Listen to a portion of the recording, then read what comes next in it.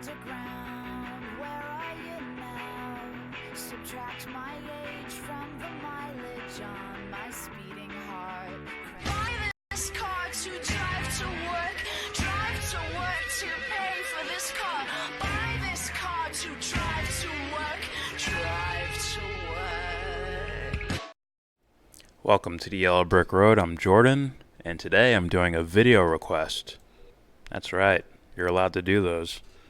But first, please consider donating to Devon's Journey to Recovery. The GoFundMe link is down there in the description box. Click that link and donate some money. It's for a good cause. It's for charity. GoFundMe account in the description box. Devon's Journey to Recovery. All right. So, one of our subscribers, Joe, who always says true things, asked me to react to this video. It is Jeffrey Sachs on Bloomberg News. Jeffrey Sachs, he's also a fellow for the Sanders Institute. You can go look that up yourself. I'm not even linking it. That's right. But yeah, Jeffrey Sachs is going to talk about income inequality on Bloomberg News. Now, I must admit, I am not an expert on economics and monetary policy and fiscal policy and all that shit. So, hopefully I learned something from this. I already learned shit from looking up terms and all that, I guess.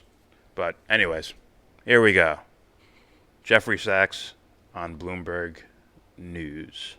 Let's illustrate the problem. One way to illustrate it is to take a look at what's happened, grouping the American people according to their wealth and income. If you take the period 45 to 81 as opposed to 81 to 14, it's really quite striking. Now, looking at this, wow.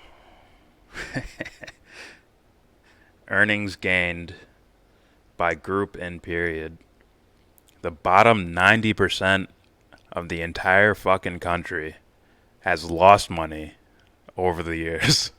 We're at negative 3%. Even the next 9%,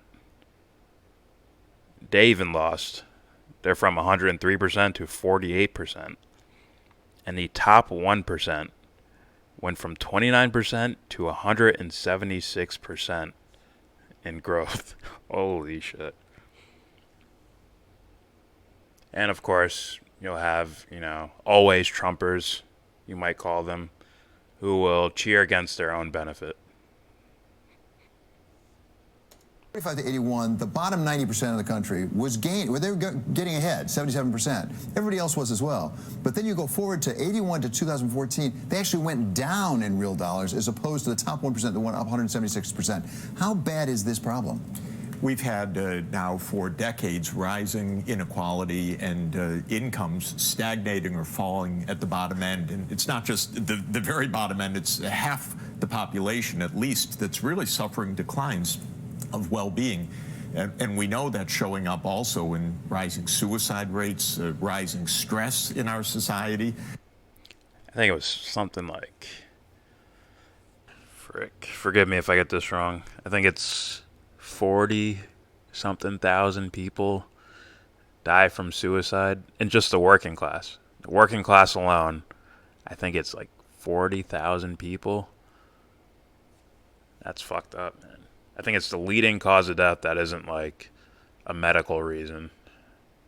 Just a straight up, someone just, suicide or homicide or anything like that. I think suicide is the leading one. And like I said in my earlier comment about people cheering against their own interest, as Jimmy Dore might say, I remember watching a video from Tom Hartman, and he talked about, working class white people back in the days used to, very strictly argue against welfare because most of the people that were going on welfare were different skin-colored people. And then they ended up, as we just saw before, they're minus 3% as far as, money earned over time. So they're starting to move in towards the loser bracket, right? So all those benefits they were cheering against for years, they're not there for them as it might should be. And then you see things like suicide rate go up. Not that that's an excuse. I'm just saying, sometimes people who are heavily conditioned into, if you don't have money, you're not successful. Or living with stress, as in, my lights are going to be turned off any day now. People can get desperate and they just want to get out of it. Just throwing it out there. As a ignorant person of economics. A lot of unhappiness, falling life expectancy. Can you imagine in the United States of America, life expectancy has declined 2 years in a row. We have the GDP quarterly estimates, but we don't watch what's far more important. Are we surviving? Are we living longer? The answer is no, we're going backward right now. And, guys like Vincent James will just call this guy a leftist and not pay attention to anything he's saying, right? Working against your own interest, right? Vince talks about birth rates and replacement rates and all that shit. It's like, here's a guy telling you about it. He's like, yeah, I agree with you. And I'm, an economics professor at like a, high caliber university. I agree with you, and I have ideas of how to fix that. Stupid leftists. Stupid leftists. Just saying. That's a matter of inequality in the country. And there are studies that track specifically longevity with income and wealth. Well, we're seeing that the declines are for the bottom half of the population, for those, for example, with high school educations who are really hurting. We know that's a lot of the populism in our politics right now. All right, let me look at this. Gini coefficients measure of income inequality. The higher the measure, the more inequality. 0 equaling full income equality. So in the yellow, you have disposable income after taxes and transfers. I guess transfers mean like paying bills, I'm guessing. Or, no, after you get your check, they take out the taxes with it, I guess. Market income is before taxes and transfers. I don't know what transfers mean. I should have looked that up. But you can see the U.S., even though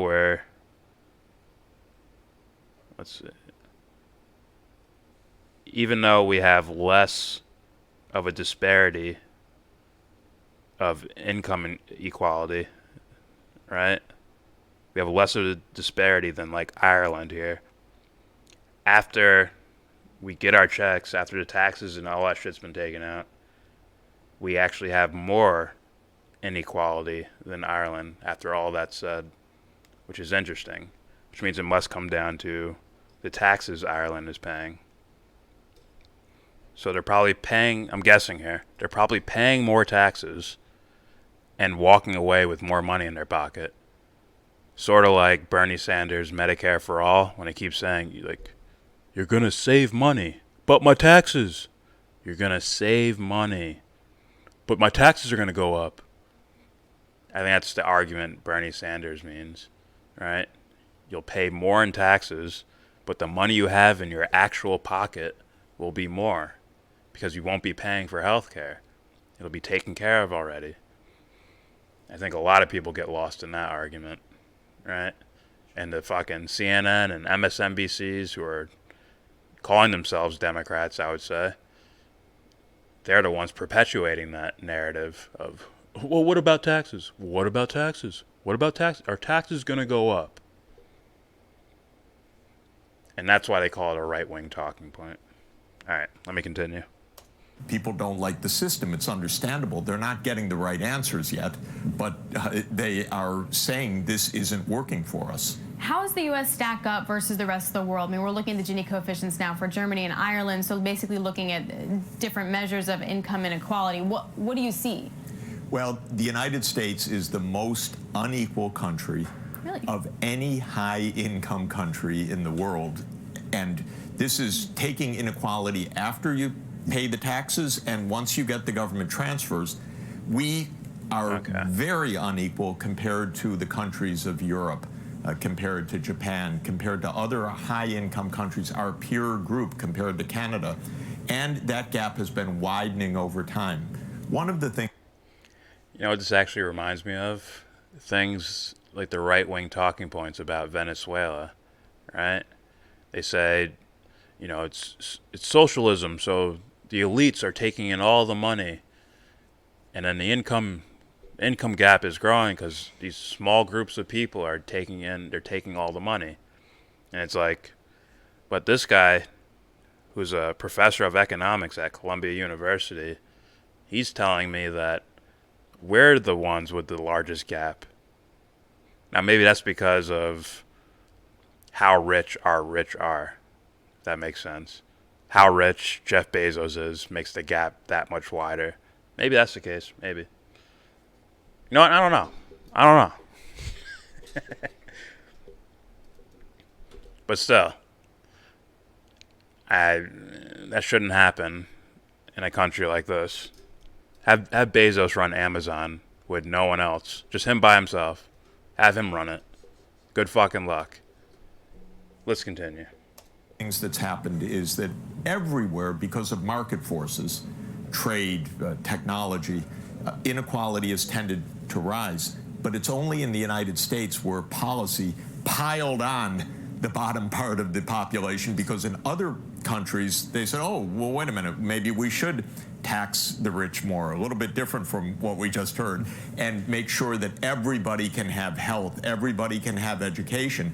But in the United States, and interesting, you picked 1981 as the break point, that's when President Reagan came in, big tax cuts, bashed the unions, and the combination of those two sent us in the other direction, and that's what we're living in now, almost 40 years later.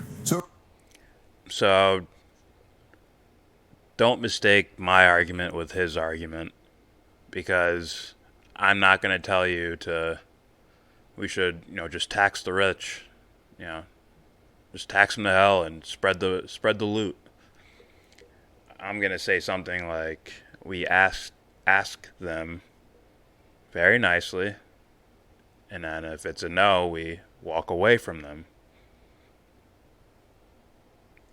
Why can't you BDS Amazon or BDS Walmart? Well, you can't sanction them. It's not sanction, just boycott and divest. Right? If you're a small business owner and you have stock in these other companies, like, I'm taking my stock out. Fuck that. I want my pay for my shares, if that's how it works. I'm not going to buy that. I'm not going to shop at Walmart anymore. I'm not going to shop with Amazon anymore. Well, sanctions sound more like a government written on paper. Well, you are now sanctioned. All right, but normal people can do that, right? Amazon needs the normal American citizen. They need it. They need us. They need the workers. They need the people who buy shit from them. Same thing with Walmart. Same thing with all these giant corporations.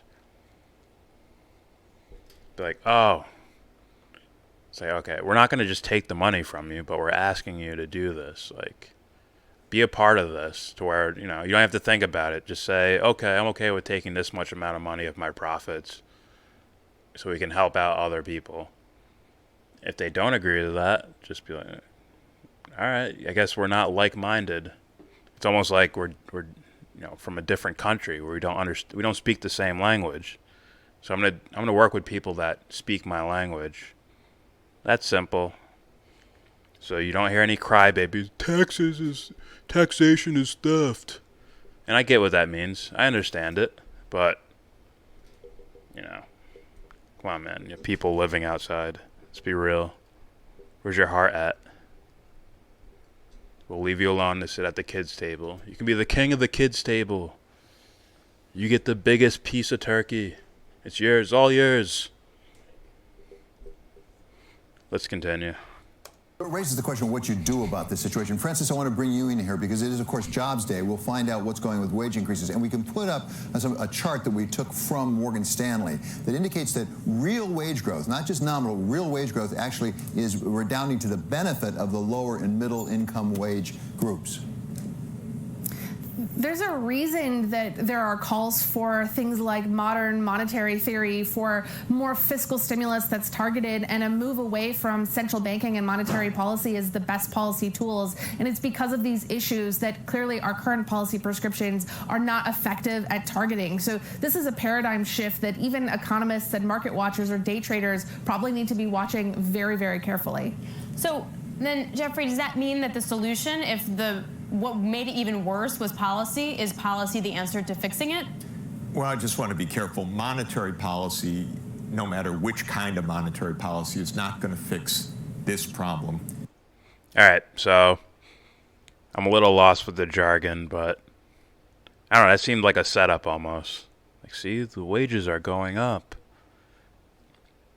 But he's going to make an argument that it's not monetary policy, which I looked up, which I guess is like playing with numbers, playing with interest rate and how much currency is, floating around. I believe that's the case. And fiscal policy is more about how the government spends its money. Hopefully someone corrects me. I need to learn this shit, but, last second crunch. What's it called? Crunching? Right? No, when like a kid like studies late. Being a piece of shit. That's crunching, right? Am I getting that wrong? That doesn't sound right. All right, let's continue. This problem is structural. It is how much monopoly power Cramming. You have there you go. In our businesses. That just sounds worse. How much government help you have for health care or student tuitions and so forth. Monetary policy cannot change that. But if you combine the two? Well, I think I just want to qualify that. It sounds like I don't know. I don't know enough to know like who's a white hat and who's a black hat here. But, can't you keep monetary policy as like a thing to really focus on? And I'm thinking, like, wouldn't the Fed be something like that? Aren't they like the monetary policy type guys?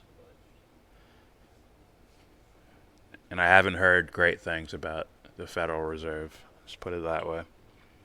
It's not going to be some new trick of printing money or deficits. We don't talk about the fact that all those other high-income countries do actually collect more tax revenues than the United States as a share of national income, and then they guarantee health care, they guarantee higher education. We have a huge group of young people in this country with massive debts on their back because they pay for higher education. They don't finish college, and they end up indebted without a degree that's going to get them through. And we have a $1.5 trillion of debt on the backs of young people in this country. It's really a shocking thing. So, I guess an idea I'm going to throw out there.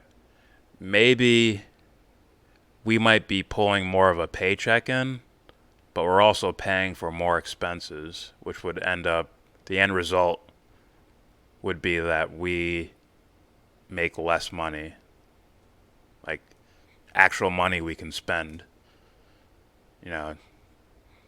Right? Take the debt out, or take out the money that you have to spend on debt, or on healthcare bills, co-pays, all that shit.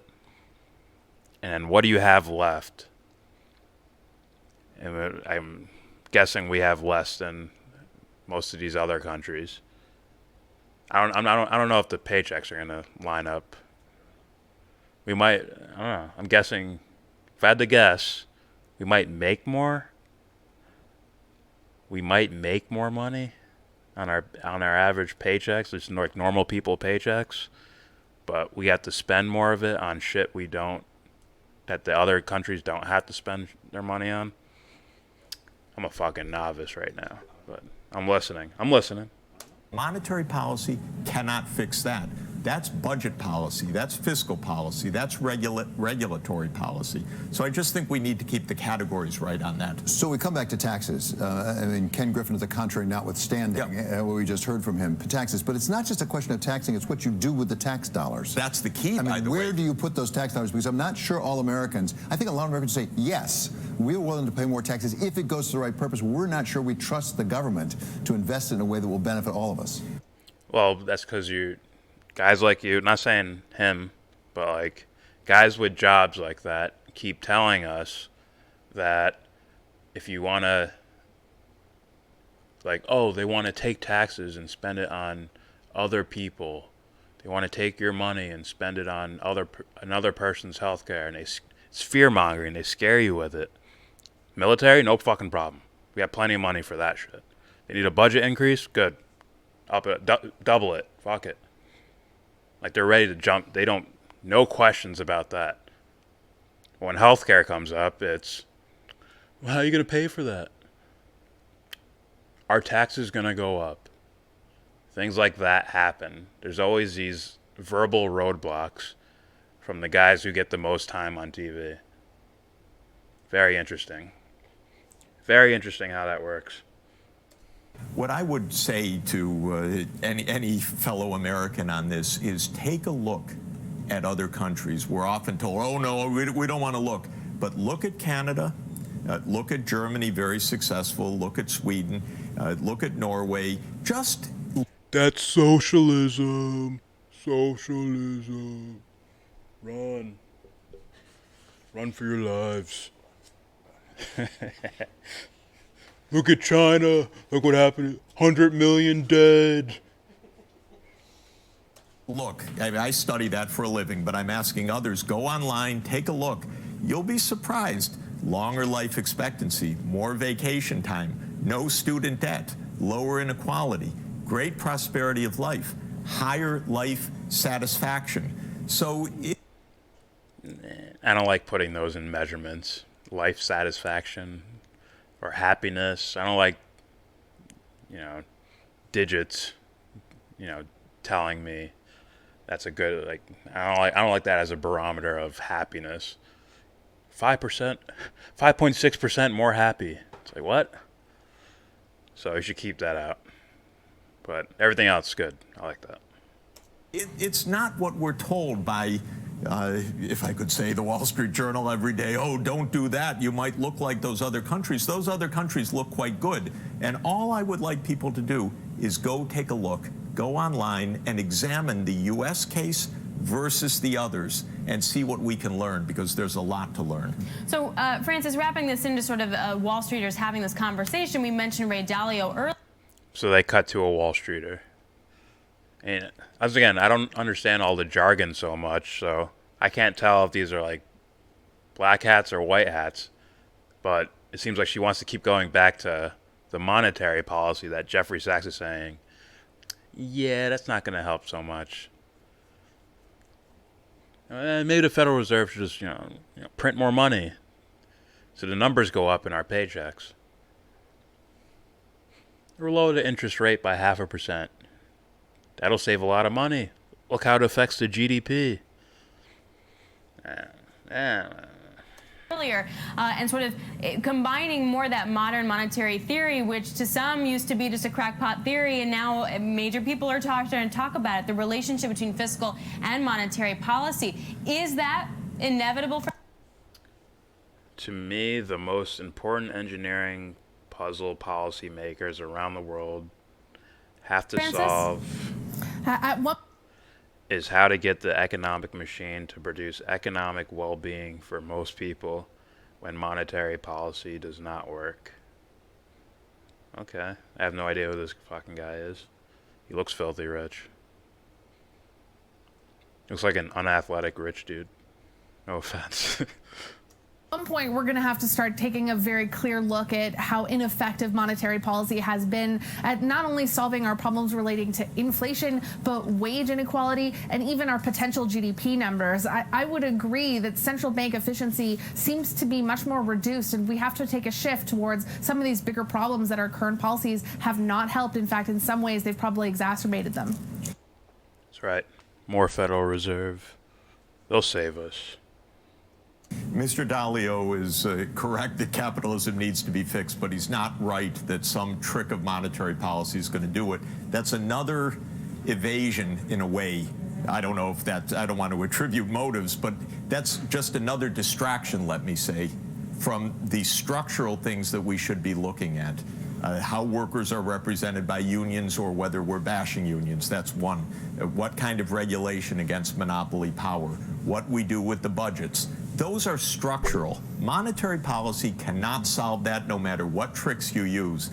And as a monetary economist for 40 years now, I have been trying to explain there's no magic trick with money that's going to solve problems that normal policy needs to address. That's right. Tim Pool's on my recommended list. That's right.